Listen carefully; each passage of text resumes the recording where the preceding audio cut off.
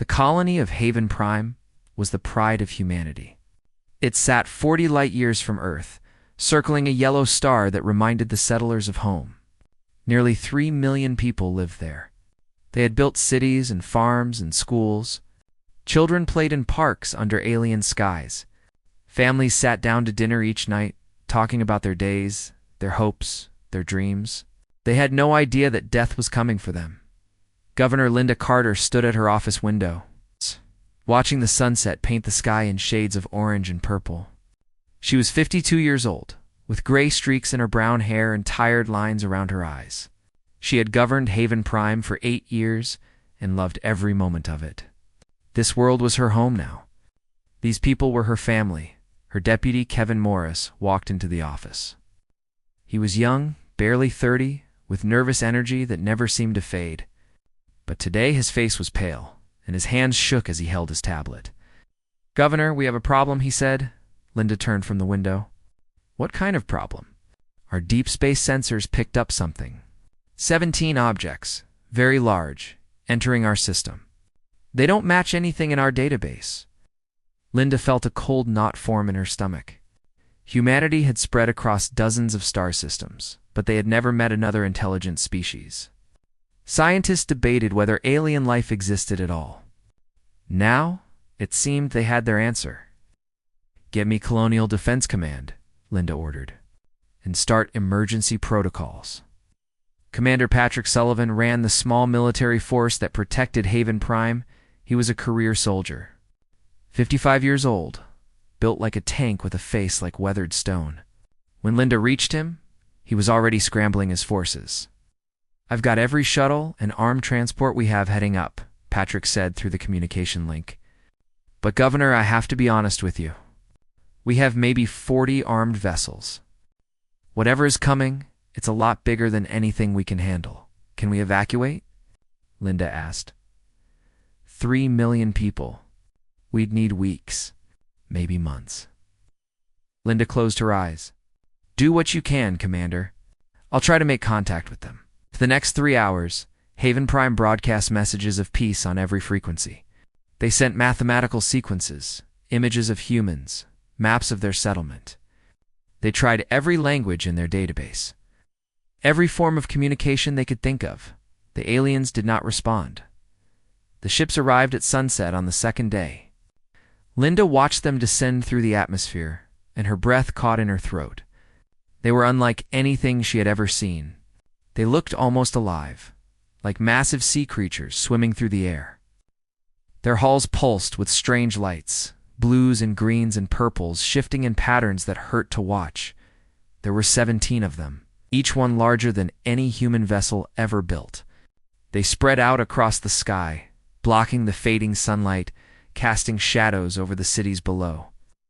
Governor Kevin whispered beside her. "What do we do?" Before Linda could answer, the first ship opened fire. A beam of white-hot plasma struck the capital city of New Boston. The entire downtown district vanished in a flash of light. The shockwave shattered windows for miles. The sound reached them seconds later, a roar like the world tearing itself apart. Linda grabbed the edge of her desk to keep from falling. Alarms screamed throughout the building. Emergency lights flashed red. L channels. She shouted into her communicator. "This is Governor Carter. We are under attack. All civilians to emergency shelters." This is not a drill. But there was no shelter that could protect them from this. Commander Sullivan's fleet engaged the alien vessels. Linda watched on the tactical display as 40 tiny dots raced toward 17 massive ones. The human ships fired everything they had. Missiles streaked through the upper atmosphere. Railgun rounds crossed the void at incredible speeds. None of it mattered. The alien ships absorbed the attacks like they were nothing. Their hulls flickered and healed, and then they returned fire. One by one, the human vessels exploded. 40 ships became 30. 30 became 20. 20 became 10. Patrick Sullivan's voice came through the communicator, calm despite everything. "Governor, we can't stop them. I'm ordering my remaining ships to cover the civilian transports. Maybe we can get some people off the ground." "Patrick," Linda said, her voice breaking. "Thank you. It's been an honor, ma'am. Sullivan out. The ship, the Defender, was the last to fall. Linda watched the explosion bloom against the darkening sky. Something inside her went cold and hard. The bombardment continued through the night. The aliens showed no mercy. They struck cities and towns and villages. They hit farms and factories and hospitals. They killed without pattern or purpose that Linda could understand. An entire continent burned. Rivers boiled. Mountains crumbled by dawn. 2 million people were dead. Linda stood in the basement of the administration building, surrounded by survivors. There were maybe 500 people with her, huddled in the emergency shelter, listening to the distant sounds of destruction. Children cried in their parents' arms. Old men and women prayed to gods who seemed very far away. Kevin Morris sat against the wall, staring at nothing. His tablet was cracked, its screen dark. Why? He kept asking. Why are they doing this? Linda had no answer. She did not think there was one. Some horrors had no explanation. Some evil had no reason. Around noon, the bombardment stopped. For a moment, Linda felt hope rise in her chest. Maybe it was over. Maybe they would leave. Then the ground troops arrived. The aliens were tall, nearly 8 feet, with 4 arms and bodies covered in hard shell-like insects. They moved through the ruins of Haven Prime's cities, killing everything that moved. They did not capture prisoners. They did not spare the wounded. They simply killed. Linda gathered the survivors in the communication room. The deep space relay was still working, barely. She had one chance to send a message, one chance to tell humanity what had happened here. She sat before the camera, blood on her face, dust in her hair. Behind her, she could hear the aliens breaking through the upper floors. They had minutes left, maybe less. "This is Governor Linda Carter of Haven Prime," she said, her voice steady. "We are under attack by unknown hostile forces. They came without warning. They offered no terms. They have killed millions of our people, and they will kill us all before this message reaches you." She paused, listening to the sounds of destruction growing closer. "I do not know who these creatures are. I do not know why they have done this. But I know this. We did nothing to deserve this. We were farmers and teachers and children. We were building a life among the stars, and they murdered us." The door behind her shuddered. Kevin Morris stood up, a fire extinguisher in his hands, ready to fight with whatever he had. "To whoever receives this message," Linda continued, "remember us. Remember Haven Prime. Remember what was done here, and make them answer for it. Make them understand that humanity does not die quietly, that we remember our dead, that we." The door burst open. Linda Carter did not scream. 3 weeks later, a supply ship from Earth arrived at Haven Prime. Captain Gregory Palmer stood on his bridge and stared at the planet below. Where there had once been green continents and blue oceans, there was only ash. Where there had once been cities and farms and homes, there was only ruin. He played Linda Carter's final message 3 times. Then he turned his ship around and headed for Earth. Someone would answer for this. The news hit. Earth like a bomb? Admiral Gregory Palmer delivered the report himself. Standing before the United Earth Council with Linda Carter's final message playing on the screen behind him, the room was silent. Ministers and generals and diplomats sat frozen in their seats, watching the face of a dead woman speak her last words. When the message ended, no one moved. No one breathed.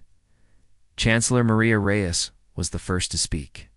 She was 60 years old, small and gray-haired, with eyes like black ice. She had led the United Earth Council for 12 years, guiding humanity through expansion and prosperity. Now she faced something no human leader had ever faced before. "How many?" she asked, her voice barely above a whisper. 2.8 million, Gregory answered. No survivors. A sound ran through the room, something between a gasp and a moan. Several delegates lowered their heads. One woman began to cry softly. "Do we know who did this?" asked General Anthony Howard, commander of Earth's military forces. He was a big man, broad-shouldered, with a face that looked carved from stone. Gregory shook his head. The attackers left no identification. Our analysts are studying the weapon signatures and debris patterns. We're calling them the unknown hostiles for now. Unknown hostiles, Maria repeated. She stood up slowly, her hands flat on the table. Unknown hostiles murdered 3 million of our people. They destroyed an entire colony. They killed children and doctors and farmers who never did anything to anyone. She looked around the room, meeting every pair of eyes. This cannot stand. This will not stand. The vote was unanimous. For the first time in human history, the United Earth Council declared war on an alien species. The mobilization began immediately. Every shipyard in the Sol system went to full production. The massive orbital platforms around Mars, which had been building colony ships, switched to warship construction. The facilities at Jupiter and Saturn came online. Mining operations in the asteroid belt tripled their output. Factories across Earth worked day and night, producing weapons and armor and supplies. Admiral Gregory Palmer was placed in command of what they called the Retribution fleet. He set up headquarters at Titan Station, the largest military base in the outer system, and began organizing the greatest armada humanity had ever assembled. Captain Daniel Hughes received his orders 3 days after the declaration. He was 42 years old, a career naval officer with 20 years of service.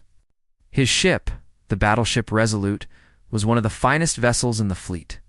Now it sat in dry dock at Titan Station, undergoing rapid refitting for combat. His executive officer, Lieutenant Commander Nicole Grant, met him in the corridor outside the bridge. She was 35, tall and athletic, with short red hair and sharp green eyes. "Captain," she said, falling into step beside him. "The crew is asking questions. They want to know what's happening." "Tell them the truth," Daniel replied. "We're going to war." "Against who?" "We don't know yet, but we're going to find out."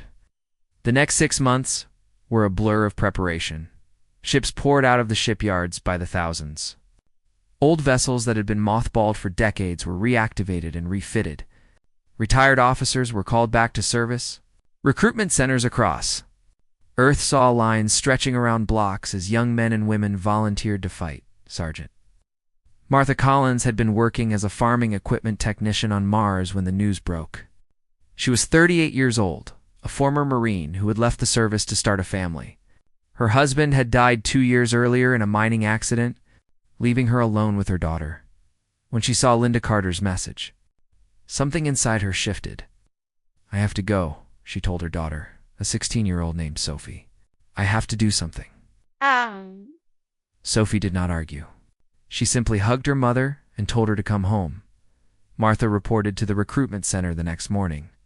Within a week, she was back in uniform.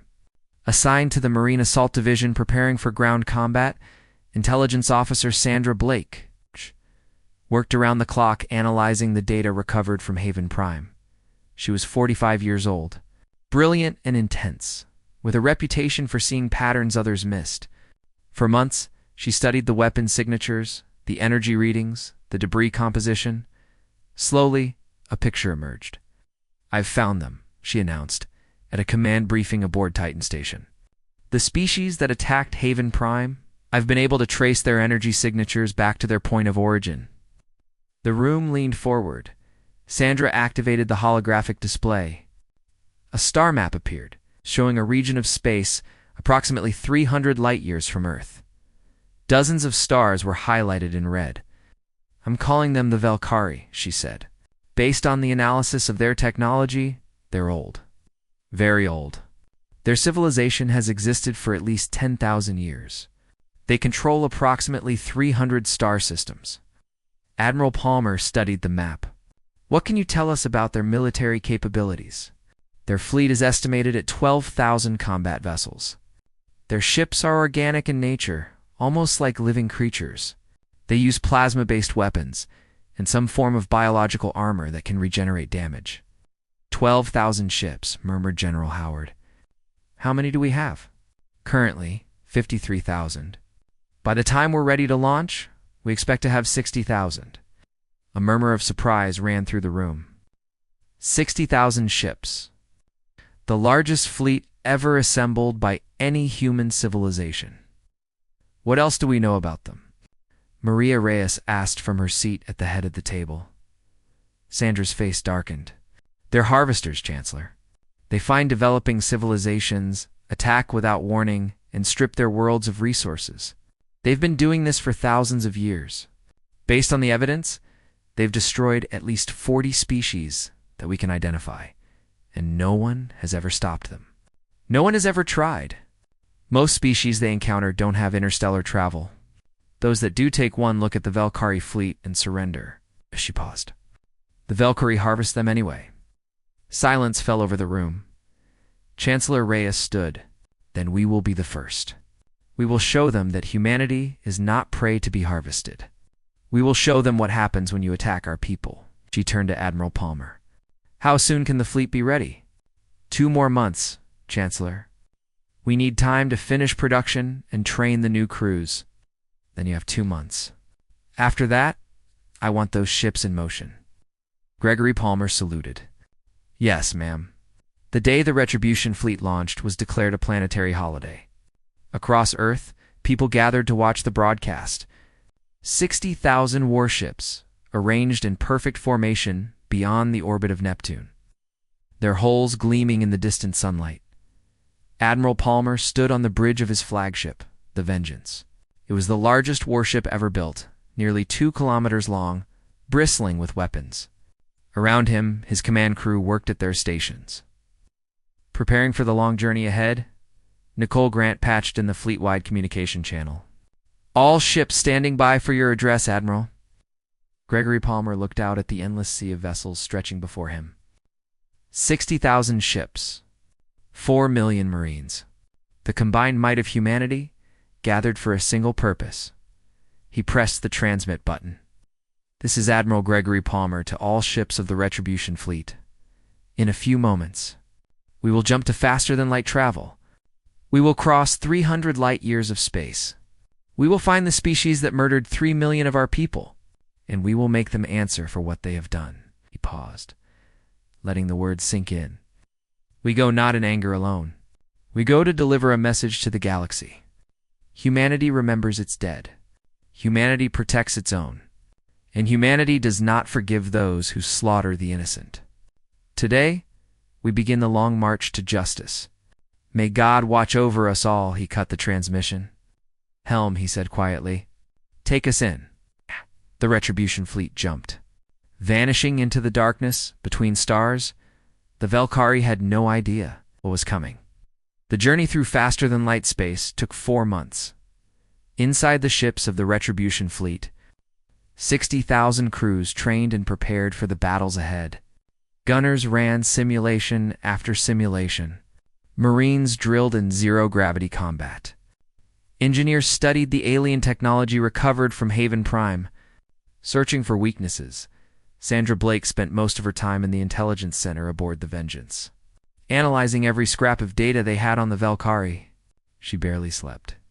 Her eyes grew dark and hollow, but piece by piece, she assembled a picture of their enemy. They communicate through some form of biological radio wave, she told Admiral Palmer during one of their briefings. Each ship is connected to the others, sharing information in real time. They think of themselves as a single organism with many bodies. Can we jam their communications? Palmer asked. We're working on it. Their frequencies are unlike anything we've encountered before. What about their weapons? Plasma-based, extremely powerful. Their main cannons can punch through standard hull plating in seconds, but they're slow to recharge. If we can keep moving, stay unpredictable, we might be able to outmaneuver them. Palmer nodded slowly. What's their greatest weakness? Sandra hesitated. Arrogance, sir. They've never faced a real challenge. Every species they've encountered has either been too primitive to fight back or too frightened to try. They don't know what it's like to face an enemy that refuses to give up. Then we'll teach them. The Retribution fleet emerged from faster-than-light travel at the edge of Valkyrie space. The system they entered was designated Target Alpha, an outer colony world with moderate defenses, perfect for testing the enemy. Captain Daniel Hughes stood on the bridge of the Resolute, watching the sensor display populate with information. His crew worked around him, voices tight with tension. "Contact," reported his sensor officer, a young woman named Kelly Adams. "One defensive station, orbital position. 212 enemy vessels in patrol formation. 200 against 60,000, murmured Nicole Grant. Almost seems unfair. Don't get overconfident, Daniel warned. We don't know what these ships can do yet. The alien vessels began to move the moment they detected the human fleet. They formed into a tight formation, their organic hulls pulsing with light. The defensive station powered up its weapons, massive plasma batteries tracking the approaching armada. Admiral Palmer's voice came through the fleet channel. All ships battle formation. Carriers, launch fighters, destroyers screen the main line. Battleships, target the station first. The Retribution fleet spread out like a wave, ships moving into position with practiced precision. Fighter craft poured from the carrier bays, thousands of small craft racing ahead of the main force. "Target locked," reported the Resolute's weapons officer. Daniel gripped the arms of his command chair. "Fire when ready." The first salvo from the human fleet lit up the void. Railgun rounds, traveling at a significant fraction of light speed, crossed the distance in seconds. They struck the Valkyrie defensive station with devastating force. The alien structure, which had stood for centuries, shattered like glass under a hammer. Debris scattered in all directions. The Valkyrie patrol fleet responded immediately. Plasma bolts streaked through space, bright white against the darkness. Human ships maneuvered desperately, some too slow to escape. The destroyer Intrepid took a direct hit to her engine section and began to drift, trailing fire and atmosphere. But for every shot the Valkyrie landed, the humans land. Ed-10. Missiles, designed for maximum penetration, slammed into the organic holes and detonated deep inside. Railgun rounds tore through the biological armor like bullets through flesh. Plasma torpedoes, reverse-engineered from the weapons used at Haven Prime, burned through their targets with terrible efficiency. The Valkyrie ships began to die. On the bridge of the Resolute, Daniel Hughes watched the battle unfold on his tactical display. Red dots, representing enemy vessels, winked out one by one. The Valkyrie formation broke apart as ships tried to flee or regroup. Human fighters swarmed around them like angry insects, strafing their hulls, disrupting their systems. Enemy vessel attempting to escape, Kelly Adams reported. Bearing 275, accelerating toward the system's edge. Pursuit Group 3 intercept, Admiral Palmer ordered over the fleet channel. No one leaves.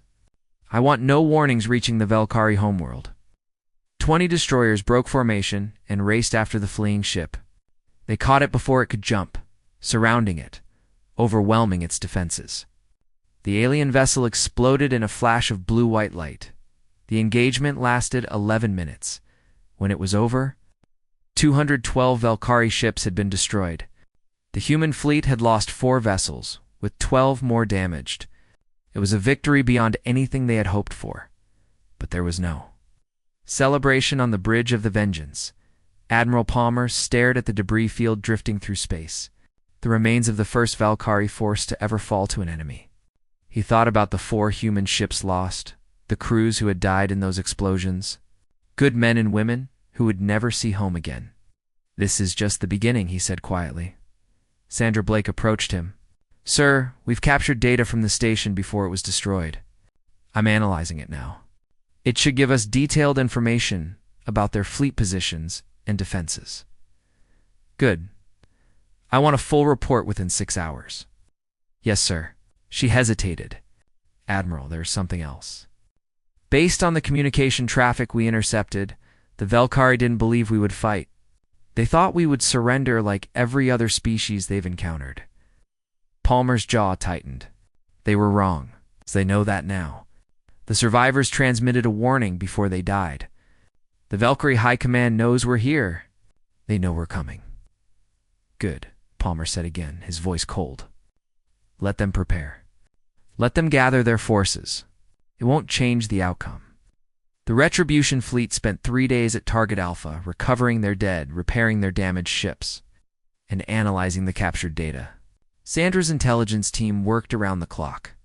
mapping the Valkyrie Empire, identifying military installations, planning the route of advance. Captain Daniel Hughes used the time to address his crew. He gathered them in the main cargo bay. Nearly 2,000 men and women standing in neat ranks. They were exhausted, exhilarated, and terrified in equal measure. They had just fought humanity's first battle against an alien species, and they had won. But they knew it was only the first step of a long and bloody journey. "I'm proud of all of you," Daniel told them. "Today, you proved something to the galaxy. You proved that humanity will not be intimidated, that we will not surrender, that we will fight for our people, no matter the cost." He paused, looking at the faces before him. So young, many of them. So full of hope and fear.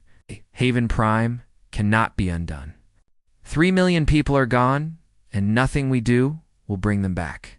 But we can make sure their deaths were not meaningless.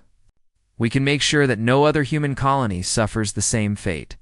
We can make sure the Valkyrie understand that attacking humanity was the worst mistake they ever made. A cheer rose from the assembled crew, echoing off the metal walls. When the 3 days were over, the Retribution fleet moved deeper into enemy territory. They struck the next system without warning, overwhelming the defenses before the Valkyrie could organize a response. Then the next system, and the next. Each battle was different, each one costly in its own way, but the pattern held. Human tactics, human courage, human technology proved superior at every turn. The Valkyrie began to panic. Their communications, intercepted and decoded by Sandra Blake's team, revealed a species in shock. For 10,000 years, they had been the predators. Now, suddenly, they were the prey. They did not understand how to respond. Their leaders argued and debated while human ships burned their colonies and shattered their fleets. 1 month into the campaign, Admiral Palmer received a transmission. It came from the Valkyrie High Command, broadcast on all frequencies. The message was simple, translated into human language by whatever technology the aliens possessed. "Cease your advance. We acknowledge your strength. We offer terms for peace." Palmer read the message 3 times. Then he called a conference of his senior officers. "They want to negotiate," he told them. "They're offering to stop the fighting." "What terms?" asked Captain Stephanie Moore of the carrier constellation. "They haven't specified." "They want us to send a delegation." Silence fell over the room. Sandra Blake spoke first. "Sir, based on their history, this is a trap. The Valkyrie have never honored a treaty with any species. They use negotiations to buy time, then strike when their enemy lets their guard down." "Even if it's not a trap," added General Howard, "what would peace look like? They go back to their empire, we go back to ours, and in 100 years they attack another colony." Palmer nodded slowly. "I agree. We didn't come here to negotiate. We came here to deliver a message." He turned to his communications officer. "Send them our response." "What response, sir?" Palmer's face was stone. "None." The Retribution fleet continued its advance. The war entered its bloodiest phase. The Valkyrie, having failed to negotiate, committed everything they had to stopping the human advance. Their entire fleet, 12,000 ships strong, gathered to defend their core systems. Defensive stations bristled with new weapons.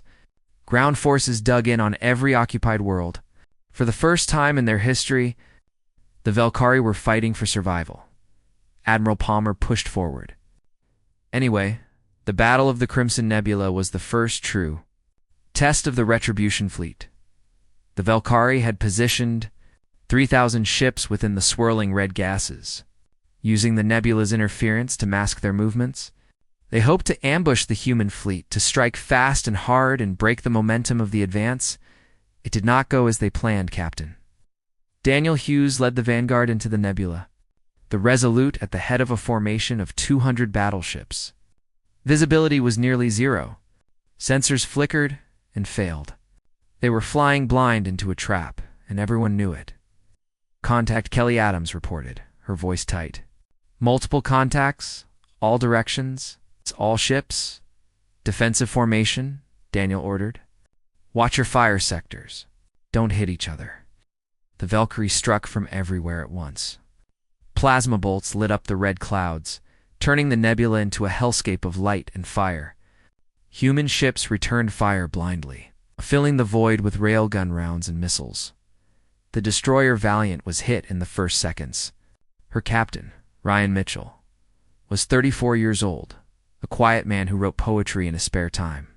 He had been engaged to be married back on Earth. When the plasma bolt struck his engine section, Ryan knew his ship was dead. But the vessels behind him, damaged and struggling to escape, needed time. All hands abandon ship, he ordered over the intercom. Then, to his helm officer, "Get me as close to that enemy battlecruiser as you can, sir." "Do it." The Valiant, burning and broken, accelerated toward the Valkyrie vessel. Ryan Mitchell sat alone on his bridge, watching the alien ship grow larger on his screen. He thought about his fiancée, about the wedding they would never have, about the children they would never raise. "Tell her I did my job," he transmitted to the fleet. Mitchell out. The Valiant rammed the Valkyrie battlecruiser at full speed. Both ships exploded in a blinding flash that briefly outshone the nebula itself. The battle raged for 12 hours. Human ships fell by the hundreds. The carrier Constellation took a devastating hit to her flight deck, killing 300 crew members and destroying half her fighter complement.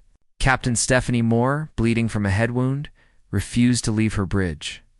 "Get those fires under control," she ordered. "Launch everything we have left. We're not done yet." The Resolute fought through the heart of the nebula, her guns blazing continuously. A Valkyrie destroyer managed to get behind her, scoring 3 hits on her engineering section. Alarms screamed. Damage reports flooded in. Lieutenant Commander Nicole Grant organized repair teams while Daniel Hughes maneuvered desperately to shake their pursuer. "Hull breach on decks 4 through 7, Nicole reported. "Casualties unknown. Engine 2 is offline. Reroute power from non-essential systems," Daniel replied. "And get me a firing solution on that ship." "Working on it, sir." The Resolute's aft guns finally found their mark. The Valkyrie destroyer broke apart under concentrated fire, its organic hull rupturing in a dozen places. When the battle finally ended, the Valkyrie force had been destroyed. But the cost was terrible. 800 human ships lost, 50,000 dead. It was the bloodiest single engagement in human history. Admiral Palmer stood in the medical bay of the Vengeance, surrounded by wounded soldiers, and questioned nothing. Every death weighed on him. Every lost ship was a failure. But he could not show weakness. "Not now." "We continue the advance," he told his officers. "They threw everything they had at us, and we're still here. We're still coming." The fleet pushed deeper into Valkyrie space. The ground campaign began 3 weeks later. Marine Commander Lisa Parker led the assault on Valkyrie colony world designated Target Sigma. It was a fortress planet, covered in defensive installations, home to millions of Valkyrie soldiers. Taking it would open the path to the enemy homeworld. Lisa was 41 years old, a veteran of 3 colonial conflicts. She had grown up on Mars, the daughter of miners, and had clawed her way up through the ranks through sheer determination. Her troops called her the Iron Lady, though never to her face. The landing was brutal. Dropships descended through a hail of anti-aircraft fire. Dozens were destroyed before they even reached the ground. Lisa's own ship took a hit to the port engine and came down hard, throwing her against her restraints with bone-jarring force. She shouted, unbuckling and grabbing her rifle. "We've got a job to do." The Marines of the Retribution fleet fought their way across the surface of Target Sigma. The Valkyrie were formidable opponents on the ground, their forearms allowing them to wield multiple weapons simultaneously. Their armored bodies resistant to standard ammunition, but the humans kept coming. Private First Class Timothy Gray was 19 years old. He had joined the Marines 3 days after Haven Prime, driven by a rage he could barely articulate. Now, he crouched behind a collapsed wall, 2 wounded squad mates beside him, watching Valkyrie warriors advance on his position. "Stay down," he told them. "I'll handle this." "Gray, don't be stupid," groaned Corporal Diana Martinez, pressing a hand to the wound in her side. "Wait for backup." Timothy checked his rifle. Half a magazine left. The Valkyrie were 50 meters away and closing. If he waited for backup, they would all be dead. He thought about Haven Prime. He thought about the children who never had a chance to fight back. He thought about his mother, who had cried when he told her he was enlisting. Timothy stood up and charged. The first Valkyrie he shot in the head, but dropping it before it could react. The second he killed with a burst to the chest. The third swung at him with a bladed arm, and he ducked under it, jamming his rifle into the creature's throat and pulling the trigger. His magazine ran empty. He grabbed the weapon from the dead alien's hand and kept fighting. When Sergeant Martha Collins arrived with reinforcements 20 minutes later, she found Timothy sitting against the wall, his armor scorched and cracked, surrounded by 11 dead Valkyrie. He was humming softly, a song his mother used to sing. "You okay, Private?" she asked, kneeling beside him. Timothy looked up. His eyes were distant, like he was seeing something far away. "We're going to win, aren't we?" he said. Martha helped him to his feet. "Yeah, kid. We're going to win." The battle for Target Sigma lasted 6 weeks. When it was over, the planet was in human hands, and the path to the Valkyrie homeworld lay open. But the Valkyrie were not finished. Their high command, desperate and afraid, gathered their remaining fleet for a final stand. 8,000 ships formed a defensive sphere around their homeworld. It's the largest concentration of military force in their history. Ground batteries covered every approach. Orbital platforms bristled with weapons. They sent one final message to the human fleet. Turn back. Accept peace. We will pay any price, agree to any terms. But do not come to our world. Do not destroy what we have built over 10,000 years. Admiral Palmer read the message in his quarters, alone. He thought about Linda Carter's last transmission. He thought about the 3 million people who had died on Haven Prime. He thought about Ryan Mitchell and the Valiant, about the 800 ships lost in the Crimson Nebula, about every soldier who had given their life for this moment. He picked up his communicator. "All ships," he said. "This is Admiral Palmer. Set course for the Valkyrie homeworld. Maximum speed." The final battle was about to begin. The Valkyrie homeworld hung in space. Like a dark jewel, it was twice the size of Earth. Its surface covered in sprawling hive cities that had stood for thousands of years. Massive structures rose from the ground like mountains, connected by networks of tunnels and bridges. Billions of Valkyrie lived there, the heart of an empire that had terrorized the galaxy for 10 millennia. Now, for the first time in their history, they faced extinction. Admiral Gregory Palmer stood on the bridge of the Vengeance, studying the tactical display.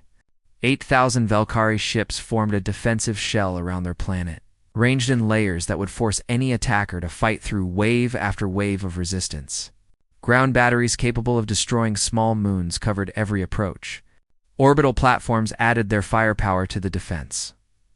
The Retribution fleet had 42,000 ships remaining after the long campaign. 42,000 against 8,000 seemed like good odds. But these were the best ships the Valkyrie had, crewed by their most experienced warriors, defending the only home they had ever known.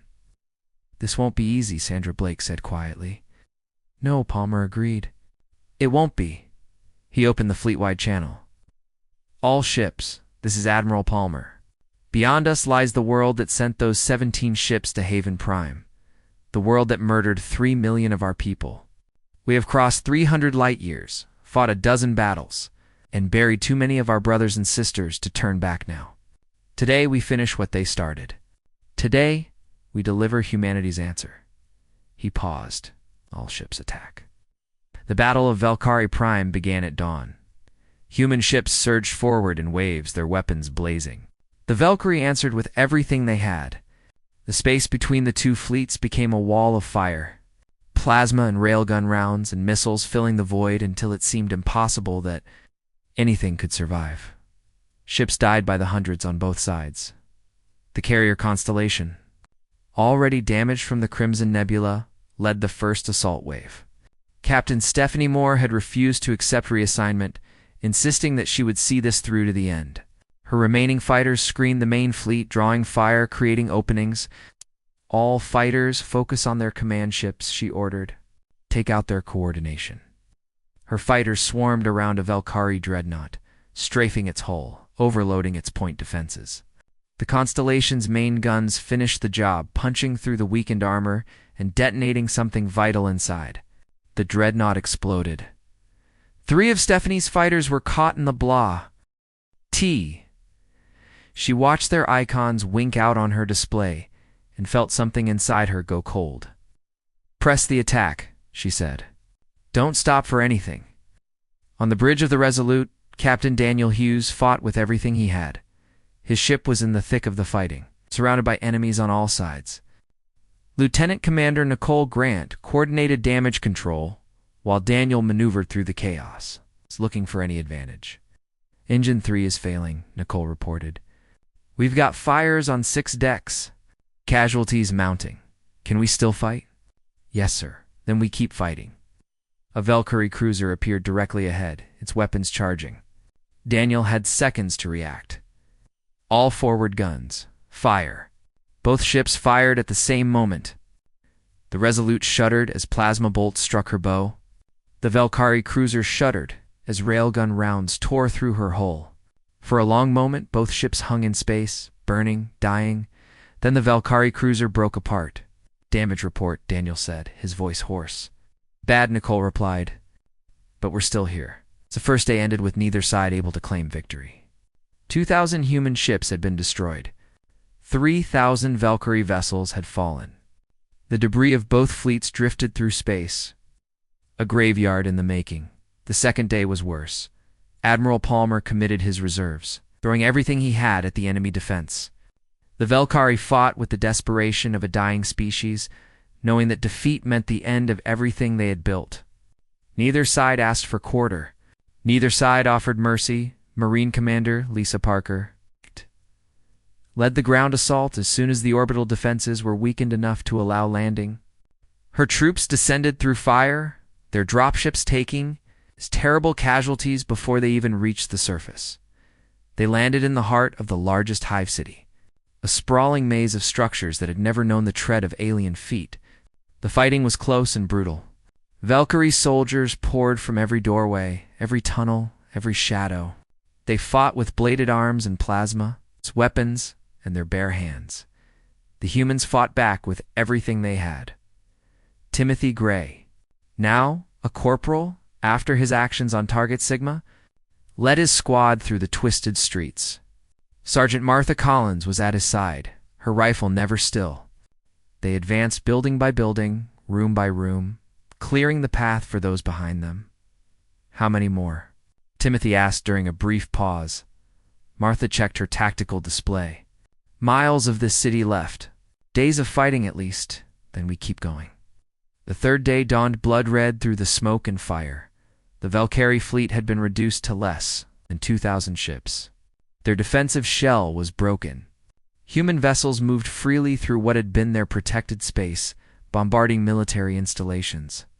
Destroying infrastructure, Admiral Palmer watched the final Valkyrie defensive station fall silent. For a long moment he felt nothing. Then slowly, relief began to seep through the numbness. All ships, cease fire, he ordered. Marine Command, secure the remaining hive cities. Minimize further casualties on both sides. The shooting stopped. Chancellor Maria Reyes arrived 3 weeks later aboard the diplomatic vessel Olive Branch. She walked through the ruins of the Valkyrie capital, past buildings that had stood for millennia, past streets that now lay silent and empty. The surviving Valkyrie leaders met her in what had been their high command chamber. They were a broken people, their arrogance shattered, their empire in ruins. They did not argue with the terms she presented. They could not. The treaty was simple and absolute. The Valkyrie Empire was dissolved. Their military would be reduced to defensive forces only, monitored by human observers. They would pay reparations to humanity for the next century. Their aggressive expansion would end forever, and they would build a memorial on the highest point of their homeworld. Visible from orbit, they would erect a monument to the people of Haven Prime. Every name would be carved into eternal stone. Every man, woman, and child who had died that day would be remembered for as long as the Valkyrie existed. The memorial was completed one year later. Admiral Gregory Palmer attended the dedication ceremony. He was an old man now, his hair white, his hands trembling. The war had aged him decades. He walked with a cane and tired easily. Sandra Blake stood beside him, herself gray-haired and worn. She had spent the past year working with the occupation force, ensuring that the Valkyrie honored their commitments. "Do you think they'll remember?" she asked as the massive obelisk rose into the sky, covered in names that glowed with soft light. Gregory watched the monument for a long moment. Behind it, the ruins of the Valkyrie capital stretched to the horizon. Before it, a small group of Valkyrie representatives stood, with their heads bowed, their forearms hanging limp at their sides. "They'll remember," he said. "That's what this was all about. Making sure they remember. Making sure everyone remembers." He turned to look at the alien leaders. They would not meet his eyes.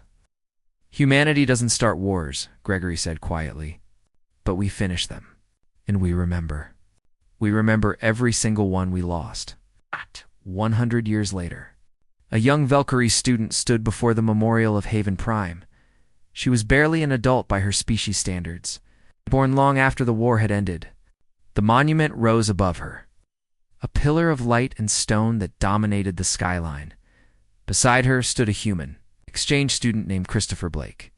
He was the great-great-grandson of Sandra Blake, a young man with curious eyes and a gentle smile.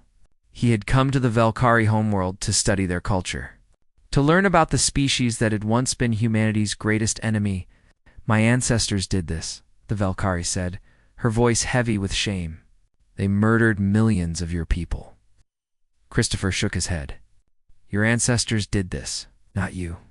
The point isn't to carry guilt forever. The point is to remember, so it never happens again." "And you believe that? That we've changed?" "I believe people can change. Whole species can change. It takes time and effort, and the willingness to acknowledge past mistakes. But yes, I believe it." The Valkyrie looked at the monument, at the endless names carved into its surface. 3 million people remembered across 100 light years, across 100 years of history. "Why did you come here?" she asked. "Why would a human want to live among us?" Christopher smiled. "Because if we never try to understand each other, the killing never stops. My ancestor helped end a war. I want to help build a peace." They stood together in silence for a long moment, human and Valkyrie, beneath the weight of history and the hope of the future. Then they turned and walked away from the memorial, toward a world that their ancestors could never have imagined. A world where former enemies worked side by side, where children grew up not knowing war, where the lessons of the past were carried forward, not as weapons, but as wisdom. Behind them, the memorial of Haven Prime glowed softly in the evening light, its names shining like stars. 3 million stars, burning forever. So that the darkness would never forget what it had done, and so that humanity would never forget what it was capable of.